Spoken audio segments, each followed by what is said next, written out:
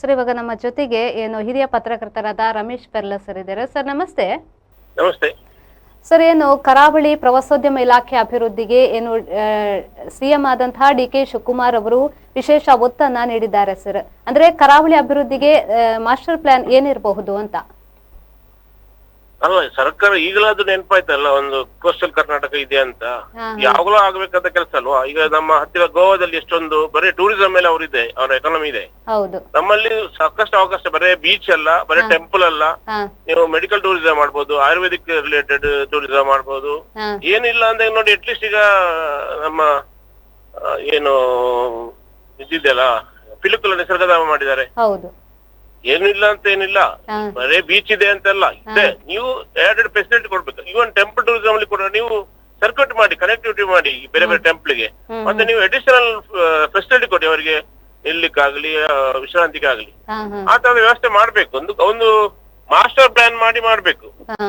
ಮಾಡ್ಬೇಕಾದಕ್ಕೆ ತುಂಬಾ ದೊಡ್ಡ ಮಟ್ಟದ ಇನ್ವೆಸ್ಟ್ಮೆಂಟ್ ಬೇಕು. ನೀವು ಹೇಗೆ ಇನ್ವೆಸ್ಟ್ಮೆಂಟ್ ಇದು ಮಾಡ್ತೀವಿ? ಈಗ ಬೇಕಲ್ ಅಲ್ಲಿ ಮಾಡಿದ್ರೆ, ಕೇರಳ ಕಾಸರಗೋಡಲ್ಲಿ. ಕಾಸರಗೋಡು ಒಂದು ಚಿಕ್ಕ ಜಿಲ್ಲೆ, ಅಲ್ಲಿ 2 7 ಸ್ಟಾರ್ ಹೋಟೆಲ್ ಇದೆ. ಎಷ್ಟು? 2 7 ಸ್ಟಾರ್. ನಮ್ಮಲ್ಲಿ ಒಂದು ಕೂಡ ಇಲ್ಲ. ನಮ್ಮಲ್ಲಿ 5 ಸ್ಟಾರ್ ಹೋಟೆಲ್ ಇಲ್ಲ. ಅಂದ್ರೆ ಅಲ್ಲಿ ಬೇಕಲ್ ಟೂರಿಸಂ ಅನ್ನು ಅವರು ಪ್ರೈವೇಟ್ ನೊಂದಿಗೆ ಮಾಡಿದ್ರು. ಸರ್ಕಾರ ಬರೀ ಫೆಸಿಲಿಟೇಟರ್ ಆಗಿರ್ಬೇಕು. ಪ್ರೈವೇಟ್ ಅಂತ ಮಾಡಿಸಿ, ಸರ್ಕಾರ ಮಾಡಿದಾಗ ಏನಾಗ್ತದೆ, ಒಂದಷ್ಟು ದಿವಸ ನಡೀತದೆ, ಆಮೇಲೆ ನಡೆಯೋಲ್ಲ. ಈಗ ಇಮಿಡಿಯೇಟ್ ಆಗಿ ಇವರು ಇದು ವಾಟರ್ ಮೆಟ್ರೋ ಮಾಡ್ಬೇಕಿತ್ತು. ವಾಟರ್ ಮೆಟ್ರೋ ಆರಂಭ ಮಾಡ್ಬೇಕು. ಆಮೇಲೆ ಸಿ ಪ್ಲಾನ್ ಅಂದ್ರೆ ನದಿ, ಇದು ನೀರಲ್ಲಿ ವಿಮಾನ ಇಳಿಯುವಂತ ಒಂದು ವ್ಯವಸ್ಥೆ, ಇಲ್ಲಿಂದ ಮೈಸೂರಿಗೆ ಯಾವುದೇ ನೀರಿರುವಂತ ವ್ಯವಸ್ಥೆ ಜಲಾಶಯದಲ್ಲಿ.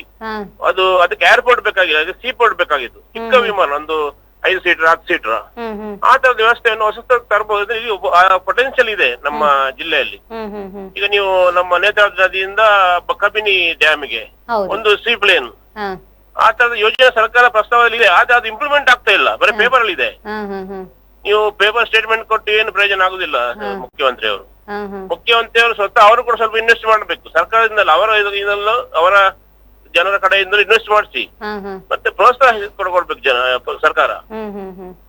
ಇದಿದೆ, ಪೊಟೆನ್ಶಿಯಲ್ ಇದೆ. ನೀವು ಅದಕ್ಕೆ ಬೇಕಾದ ಫೆಸಿಲಿಟಿ ಮಾಡ್ಬೇಕು. ಏನಿಲ್ಲ ಅಂತಲ್ಲ, ಇದೆ.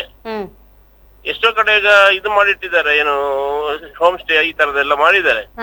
ಅವ್ರಿಗೆ ಸ್ವಲ್ಪ ಪಬ್ಲಿಸಿಟಿ ಕೊಡ್ಬೇಕು ನೀವು ಮಾಡಿದ್ರೆ. ಈಗ ಈ ಸಿಟಿಯಲ್ಲಿ ಇದ್ದವರು ಬರ್ಲೇಬೇಕು ಹಾಲಿಡೇ ಟೈಮ್ ಅಲ್ಲಿ ನಮ್ಮಂತ ಪ್ರದೇಶಕ್ಕೆ. ಸರ್, ಇವಾಗ ಪ್ರವಾಸೋದ್ಯಮ ಅಭಿವೃದ್ಧಿಗೆ ವಿಫಲ ಅವಕಾಶಗಳಿದ್ರೂ ಕೂಡ ಇಲ್ಲಿಗೆ ಯಾಕೆ ಹೂಡಿಕೆ ಮಾಡಲು ಜನರು ಬರ್ತಾ ಇಲ್ಲ ಅಂತ? ಅಲ್ಲ, ಇಲ್ಲಿಯ ಸಮಸ್ಯೆ ಇತ್ತಲ್ಲ ಹಿಂದೆ ಕೆಲವೊಂದು 10 ವರ್ಷ ಹಿಂದೆ. ಸ್ವಲ್ಪ ಇಲ್ಲಿಯ ಬ್ರ್ಯಾಂಡ್ ಮಂಗಳೂರು ಹೋಗಿದ್ದು ಬ್ಯಾಡ್ ಮಂಗಳೂರು ಆಗಿತ್ತಲ್ಲ, ಆ ಕಾರಣಕ್ಕಾಗಿ ಜನ ಬರ್ತಾ ಇರ್ಲಿಲ್ಲ. ಯಾಕೆ ಬರೀ ಟೂರಿಸಂ ಯಾಕೆ, IT ಇಂಡಸ್ಟ್ರಿ ಯಾಕೆ ಇದಾಗ್ಲಿಲ್ಲ? ಎಲ್ಲ IT ಇಂಡಸ್ಟ್ರಿ ನಮ್ಮವ್ರು ಇರುದಲ್ಲ, ರಸ್ತೆ ಕಡೆದವರೆಲ್ಲ ಇರುದು ಎಲ್ಲ ಕಡೆ. ಯಾಕೆ ನಮ್ಮಲ್ಲಿ ಇಂಡಸ್ಟ್ರಿ ಇದಾಗ್ಲಿಲ್ಲ? ಅದಕ್ಕೆ ಬೇರೆ ಬೇರೆ ಕಾರಣ ಇದೆ. ಅದು ಸರ್ಕಾರದ ಸಮಸ್ಯೆ ಇರ್ಬೋದು, ಪಾಲಿಸಿ ಮ್ಯಾಟರ್ ಇರ್ಬೋದು, ಅಥವಾ ಜನರ ಇದು ಕೂಡ ಇರ್ಬೋದು, ಅಪ್ರಹೆನ್ಷನ್ಸ್ ಕೂಡ ಇರ್ಬೋದು. ಆದ್ರೆ ಸರ್ಕಾರ ದಿಟ್ಟದಿಂದ ಅದನ್ನು ಎದುರಿಸಬೇಕಾಗ್ತದೆ. ಒಂದು ದೊಡ್ಡ ಮಟ್ಟದ ಮಾಸ್ಟರ್ ಪ್ಲಾನ್ ಇಂಪ್ಲಿಮೆಂಟೇಷನ್ ಮಾಡುವಂತ ಅವರಿಗೆ ದಿಟ್ಟತನ ಬೇಕು.